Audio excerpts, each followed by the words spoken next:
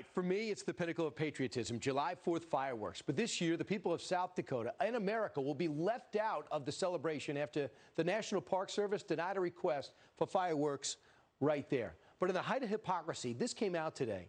The Biden administration announced it's throwing an Independence Day bash at the White House instead, essentially saying fireworks for them, for me, not for thee. Joining us now is South Dakota Governor Kristi Noem, who is filing a lawsuit to get those fireworks back at Mount Rushmore. There's been some legal obstacles already.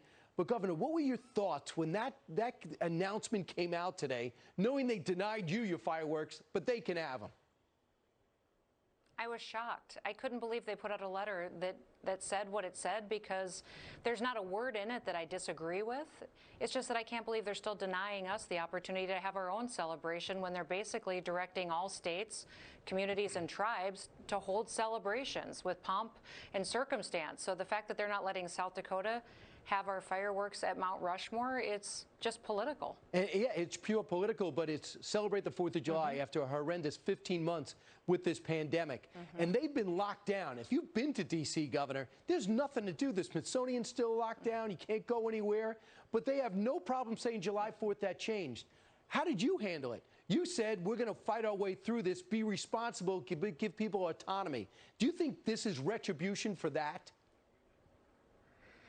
When they denied us our permit this year, Brian, there was no significant reasons for why they denied it from us. We had already complied with all the environmental hoops they made us jump through. We did all the fire precautions. We had a go, no-go checklist. We had done the consultations. So that's why we feel this is punitive. We really directly feel as though last July 3rd, when we had those fireworks, it was a moment where this country could unify. We were proud of our country. We brought people together and gave them hope.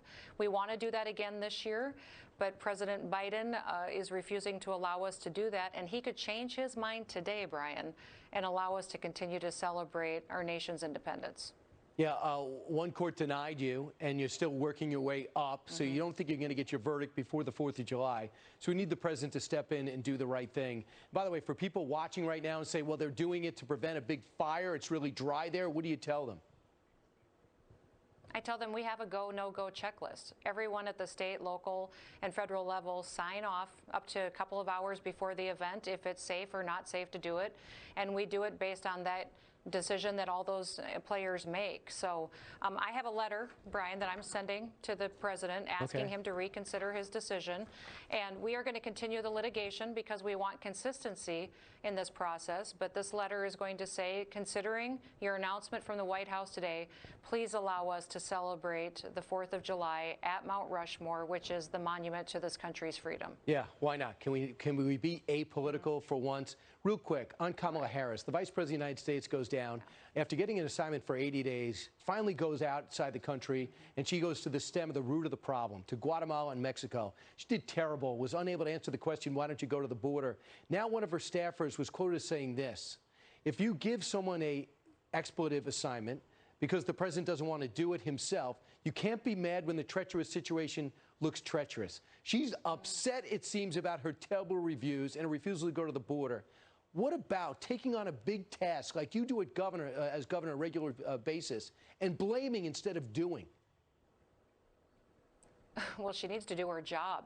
That's what leadership is. She's failing dramatically at the border. She's jeopardizing this country. And Brian, what about those kids?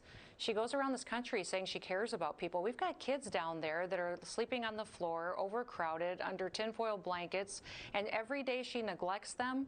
They spend a longer period of time there not getting what they need to grow up and to be safe and healthy. So I wish she cared about those kids as much as she cared about the violent rioters that she helped to get out of jail. I wish she cared at least that much about those little kiddos down there that aren't being supervised and taken care of as well as they could be. All right, Governor, great job through this pandemic, which thankfully is in our rearview mirror. I appreciate you joining us today and hope you win.